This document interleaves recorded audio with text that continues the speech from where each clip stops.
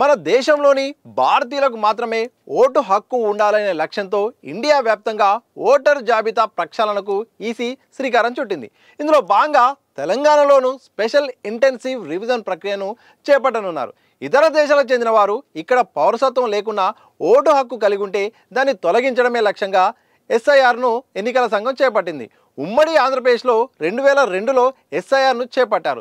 దాదాపు 23 ఏళ్ల తర్వాత మళ్ళీ ఈ ప్రక్రియను ఈసీ చేపడుతుంది. ఇందుకోసం ఎన్నికల సంఘం అధికారులు ప్రాథమికంగా కసరత్తు కూడా పూర్తి చేస్తున్నారు. తెలంగాణలో స్పెషల్ ఇంటెన్సివ్ రివిజన్ కోసం కసరత్తు మొదలైంది. బీహార్ తర్వాత ఈ ప్రక్రియ దేశవ్యాప్తంగా చేపట్టేందుకు ఈ నెల 10న రాష్ట్రాల సీఈఓలతో కేంద్ర ఎన్నికల కమిషన్ ఢిల్లీలో సమావేశమైంది. ఈసీ మార్గదర్శకాలకు అనుగుణంగా ఈ నెల 19న జిల్లా కలెక్టర్లతో రాష్ట్ర ఎన్నికల సంఘం అధికారులు వీడియో కాన్ఫరెన్స్ నిర్వహించారు. జిల్లా కలెక్టర్లు అధికార యంత్రాంగానికి స్పష్టమైన ఆదేశాలు ఇచ్చారు. ఓటర్ జాబితా విభజనపై దిశానిర్దేశం చేశారు. ఎస్ఐఆర్లో భాగంగా మొదటి విడతలో చేపట్టే కార్యక్రమానికి మ్యాపింగ్ మ్యాచింగ్ ప్రక్రియగా పేరు పెట్టారు. దీనిపై జిల్లా రెవెన్యూ అధికారులకు సైతం మార్గదర్శకాలను జారీ చేశారు. ఓటర్ జాబితాను 4 కేటగిరీగా విభజించాలని, ప్రక్రియను ఈ నెల 24 కల్లా పూర్తి చేయాలని స్పష్టమైన ఆదేశాలు జారీ చేశారు. దీంతో జిల్లా అధికారులు అందులో నిమగ్నమయ్యారు. తెలంగాణలో తొలిసారి చేపడుతున్న ఈ ప్రక్రియపై అధికారులు ప్రత్యేక శ్రద్ధ వహిస్తున్నారు. బీహార్లో చేపట్టిన ఎస్ఐఆర్పై రాజకీయ పార్టీల నుండి విమర్శలు, ఆరోపణలు వచ్చాయి.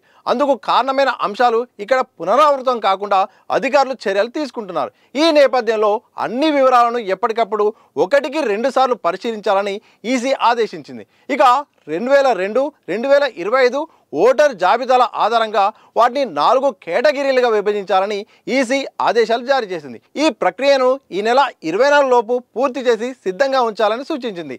ఈ కేటగిరీల వారీగా విభజించిన అనంతరం కేంద్ర ఎన్నికల సంఘం ఎస్ఐఆర్కు షెడ్యూల్ విడుదల చేయనుంది. వచ్చే నెలలో షెడ్యూల్ విడుదల అవుతుందని కేంద్ర ఎన్నికల సంఘం అధికారులు చెబుతున్నారు. డిసెంబర్ నాటికి మొత్తం ఓటరు జాబితా ప్రక్షాళన పూర్తి చేయాలన్న లక్ష్యంతో పెట్టుకున్నారు. జనవరిలో మొదటి వారంలోపు తుది ఓటర్ జాబితాను ప్రకటిస్తారు.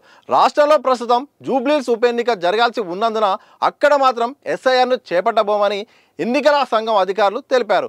ఉప ఎన్నిక పూర్తి అయ్యాక దానిని ప్రత్యేక షెడ్యూల్తో ఎస్ఐఆర్ ఉంటుందని పేర్కొన్నారు. ఎస్ఐఆర్ ప్రక్రియలో బూత్ లెవెల్ ఆఫీసర్ల పాత్ర కీలకం కావడంతో వారికి ఓరియంటేషన్ క్లాసులు నిర్వహించి ప్రత్యేకమైన శిక్షణ ఇవ్వనున్నారు. మొత్తానికి తెలంగాణ రాష్ట్రంలో నిర్వహించబోయే ఈ ఎస్ఐఆర్ ప్రాసెస్ ద్వారా ఎలాంటి పరిణామాలు చోటు చేసుకుంటాయో చూడాలి మరి.